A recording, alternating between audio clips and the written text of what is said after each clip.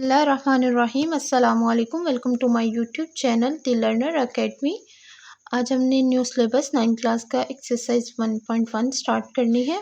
First of all क्या है हमारे पास, identify each of the following as a rational और इरेशनल नंबर। वो कह रहा है क्वेश्चन 1 में कि हमें शनाख्त करना है रेशनल नंबर। इनमें से ये जो पार्ट्स दे दिए गए हैं क्वेश्चन 1 के, क्वेश्चन 1 में उन्होंने कुछ पार्ट्स दिए हैं, हमें उनको हमने बताना है कि इनमें रेशनल नंबर कौन से हैं और इरेशनल नंबर्स कौन से हैं। तो सबसे पहले हमें बेसिक कॉन्सेप्ट सीखना होगा रेशनल नंबर्स का और इरेशनल नंबर्स का। लेट्स वो स्टार्ट। मैं आपको बताती हूँ कि रेशनल हमें कैसे पता चलेगा कि रेशनल नंबर कौन से हैं और इरेशनल नंबर कैसे हैं। तो इससे पहले मैं आपको इनका एक कॉन्सेप्ट क्लियर करवाती हूँ ताकि आप लोगों को पता चल सके कि हमें कोई भी क्वेश्चन आए तो हमें कैसे पता चलेगा कि वो रेशनल है या इरेशनल है। तो इसका बेसिक कॉन्सेप्ट स्टार्ट करते हैं रेशनल का और इरेशनल का। Let's we start. Rational number क्या होते हैं? ये टर्मिनेटिंग डेसिमल नंबर्स होते हैं। इनको क्या कहते हैं? Terminating decimal numbers. टर्मिनेटिंग का क्या मतलब होता है? ख़त्म हो जाना। ठीक है, मैंने यहाँ पे लिखा हुआ ऑलरेडी। इसका मतलब है ख़त्म हो जाना, यानी कि ये वो नंबर हैं जो टर्मिनेट होते हैं। फॉर एग्जांपल जैसे है 1/4, इसका आंसर है 0.25। ठीक है, ऐसा कोई भी क्वेश्चन, फॉर एग्जांपल जैसे मैंने, यानी ये स्टॉप हो गया ना 0.25, एक शॉर्ट आंसर आ चुका है हमारे पास। ठीक है, लाइक 0.25 ख़त्म हो गया ना, कंटिन्यू नहीं है। सो दैट्स वाई टर्मिनेटिंग, इसको इसलिए बोला जाता है ये टर्मिनेटिंग नंबर है, रेशनल नंबर्स। इसी तरह 8/25, इसका आंसर है 0.32, ये भी टर्मिनेटिंग है क्योंकि ये भी ख़त्म हो चुके हैं। 2/5, इसका आंसर 0.4 है। इस 5/8 0.625। So that's we call terminating numbers. Rational number को क्या कहते हैं? टर्मिनेटिंग, जो सॉल्व करने के बाद ख़त्म हो जाए, मतलब सॉल्व करने के बाद उनका क्वेश्चन लिमिट में आ जाए। ठीक है, कंटिन्यू ना हो, उसको कहते हैं रेशनल नंबर्स। अब इसी तरह इरेशनल नंबर्स, वो आपको मैंने यहाँ पे ऑलरेडी लिखा हुआ है नॉन टर्मिनेटिंग। इससे आपको अंदाज़ा तो हो गया होगा ना, आइडिया हो गया होगा कि ये कंटिन्यू रहते हैं, ये नॉन टर्मिनेटिंग यानी ये ख़त्म नहीं होते, सॉल्व करने के बाद चलते रहते हैं। इस पार्ट की तरफ हम बाद में आते हैं। इसी तरह रेशनल नंबर का हम दूसरा पॉइंट देखते हैं, वो क्या है? Non terminating and recurring at decimal numbers. अब ऊपर मैंने बताया था कि ये टर्मिनेटिंग नंबर्स हैं और नीचे में आके कह रही हूँ कि ये नॉन टर्मिनेटिंग है। ये नॉन टर्मिनेटिंग भी हो सकते हैं जो रेशनल नंबर्स हैं, लेकिन ये कैसे हो सकते हैं? सो रिक्योरिंग यानी रिपीट होना, इसका मतलब है रिपीट होना, रिपीटिंग में आ जाएगा ये वर्ड ना। ठीक है, बार बार आना, एक ही नंबर का बार बार आना, उसको कहते हैं रिक्योरिंग। तो जैसे कि हमने 3/9 किया, इसको सॉल्व करते हैं 0.333, यानी ये कंटिन्यू है, लेकिन आंसर में क्या आ रहा है? बार बार 3 आ रहा है ना। ठीक है, ये देखें 333, अभी मैं और मज़ीद कंटिन्यू करती तो सोन था 3, तो मैंने इसको शॉर्ट फॉर्म में लिखा 0.3 बार इसको कहते हैं। यानी कि इसको सॉल्व करने के बाद ये आंसर है, इस आंसर को हम इस फॉर्म में भी लिख सकते हैं। तो इसको मैंने शॉर्ट करके 0.3 बार में लिख दिया। तो ये इसको रिक्यूरिंग कहेंगे। इस प्रोसेस को हम क्या कहते हैं? रिक्यूरिंग, रिपीट होना बार बार। जब बार बार रिपीट हो रहा हो तो उसको रिक्यूरिंग कहते हैं, रिक्यूरिंग डेसिमल नंबर से। इसी तरह 7/6 है, इसका आंसर आ रहा था 1.1666, तो इसको मैंने शॉर्ट फॉर्म में लिखा 1.16 बार, यानी कि 6 बार बार आ रहा था, तो मैंने इसके ऊपर एक ही दफ़ा बार करके इसको ख़त्म कर दिया। तो ये भी क्या है? Non terminating and recurring decimal numbers. Recurring का मैं आपको बार बार बता रही हूँ, इसका मतलब है रिपीट होना, एक ही नंबर का बार बार रिपीट होना। ठीक है, इसी तरह हम जब आ रहे हैं इरेशनल की तरफ, तो इरेशनल में मैंने आपको बता दिए थे ये नॉन टर्मिनेटिंग होते हैं, यानी कि फॉर एग्जाम्पल आपको एक कोई ऐसा नंबर दे दिया जाए जिसका आंसर डिफरेंट हो, ओके, नॉन रिक्यूरिंग यानी कि बिल्कुल रिक्यूरिंग का मतलब क्या था, रिपीट होना ना, सेम चीज़ का बार बार आना। इधर ये नॉन टर्मिनेटिंग है यानी ये स्टॉप भी नहीं होते। फॉर एग्जांपल मैं यहाँ पे आपको बताती हूँ 4 3 2 5 9 6 7 8 3, ठीक है, ये कंटिन्यू भी है और ये डिफरेंट है सारे ना, 4 3 है, 2 है, 5 है, ये सब डिफरेंट है ना, तो ये सेम भी नहीं जा रहे और ये रिपीट भी नहीं हो रहे और ये कंटिन्यू भी है। So this is called a non terminating and non recurring decimal numbers, ये कहते हैं इरेशनल को, ठीक है। जैसा कि मैं आपको समझाती हूँ, ई की वैल्यू क्या है हमारे पास 2.71828 कंटिन्यू, ठीक है। अब इसमें क्या है, ये कैसे नॉन टर्मिनेटिंग और नॉन रिक्यूरिंग है। फर्स्ट ऑफ ऑल तो नॉन टर्मिनेटिंग तो इसलिए है क्योंकि 2.71 के बाद ये स्टॉप नहीं है, कोई 8 के बाद ये स्टॉप नहीं है, बिल्कुल कंटिन्यू जा रहा है, तो इसलिए नॉन टर्मिनेटिंग की समझ आ गई आपको। इसी तरह नॉन रिक्यूरिंग कैसे है, क्योंकि ये डिफरेंट नंबर्स आ रहे हैं, 7 के बाद 1 है, 1 के बाद 8 है, 8 के बाद 2 है, तो ये नॉन रिक्यूरिंग है, ठीक है। इसी तरह √2 1.4142 ये डिफरेंट वैल्यूज़ हैं, डिफरेंट नंबर्स हैं और ये कंटिन्यू भी हो रहे हैं। इसी तरह पाई की वैल्यू मैंने ऊपर बता रही हूँ आपको, पाई की ये इसको क्या कहते हैं, पाई, ठीक है। पाई को हम करेंगे इरेशनल होता है ये पाई जो होता है, ठीक है। इसको जब सॉल्ट आउट करते हैं तो 3.14159 कुछ समथिंग आता है, ये मतलब कि ये भी कंटिन्यू है और डिफरेंट नंबर है। So this is called non terminating and non recurring decimal numbers, in short irrational number. अब मैं आपको यहाँ पे इसका मेथड भी समझाती हूँ। देखिए पाई की वैल्यू हमारे पास है 22/7। मोस्टली लोग हम लिख देते हैं पेपर्स में या टेस्ट में कि 22/7 है पाई की वैल्यू, ठीक है। एमसीक्यूज में भी ये चीज़ आ जाती है। तो ये देखें, अगर हम वैल्यू में लिख रहे हैं तो ये जो वैल्यू है ये रेशनल है, ठीक है। अगर हम इसको पाई को लिख रहे हैं तो ये इरेशनल है। सॉल्ट आउट करते हैं 22/7, तो ये जो वैल्यू है ये रिपीट होती है। इसको सॉल्व करने के बाद जब हम इसे सॉल्व करते हैं 22/7 को, तो हमारे पास वैल्यू आ जाती है 3.14285714257114। अब देखिए मैं आपको बताती हूँ ये वाली वैल्यू रेशनल कैसे थी।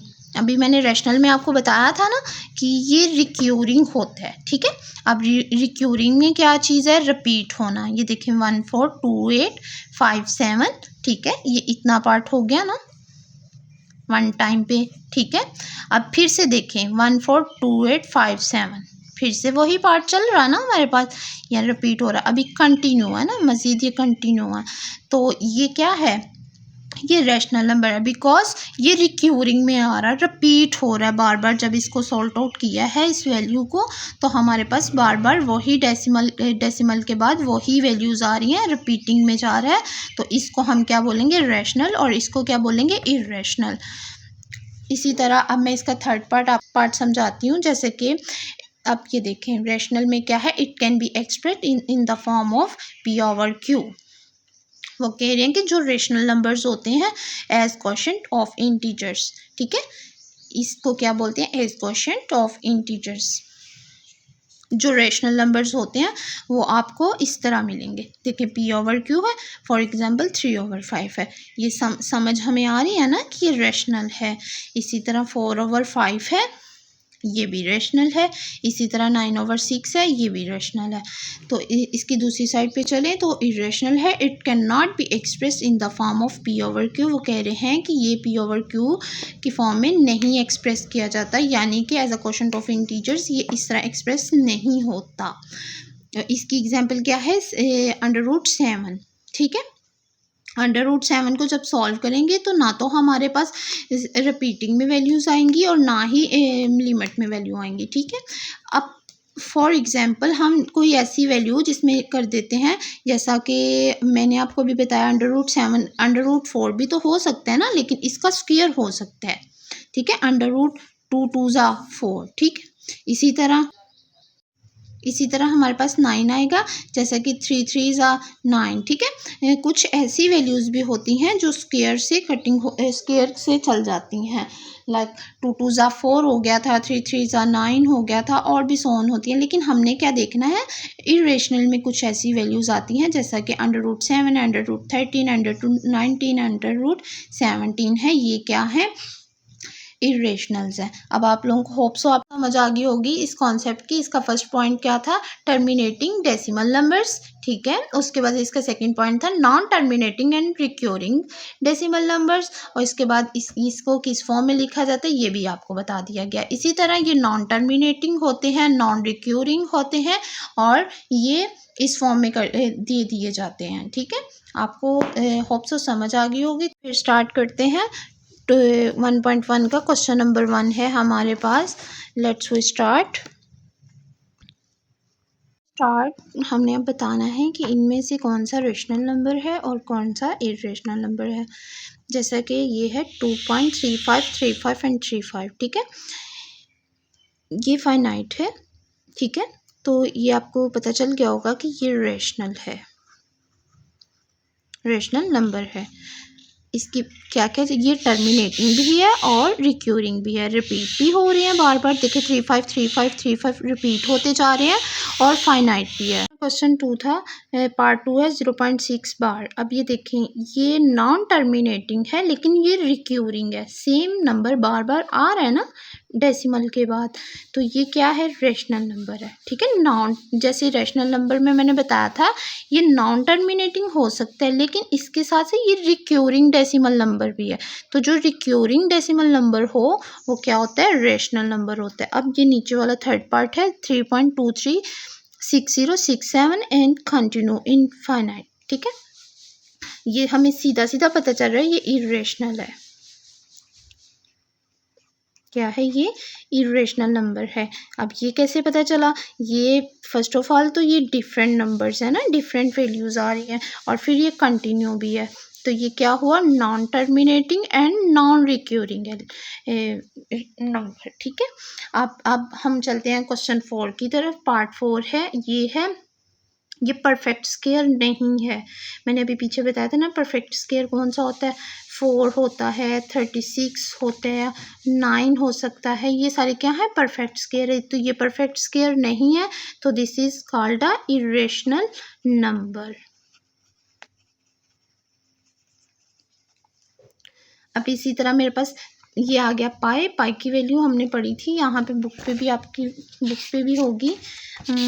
यहाँ पे 4 पे है पाई की वैल्यू 3.1415926535897932, यानी ये डिफरेंट वैल्यूज़ हैं और डिफरेंट ही नॉन टर्मिनेटिंग भी है और नॉन रिक्यूरिंग भी है। तो ये क्या होगा, जो नॉन रिक्यूरिंग भी हो और नॉन टर्मिनेटिंग भी हो वो क्या होता है, इरेशनल नंबर।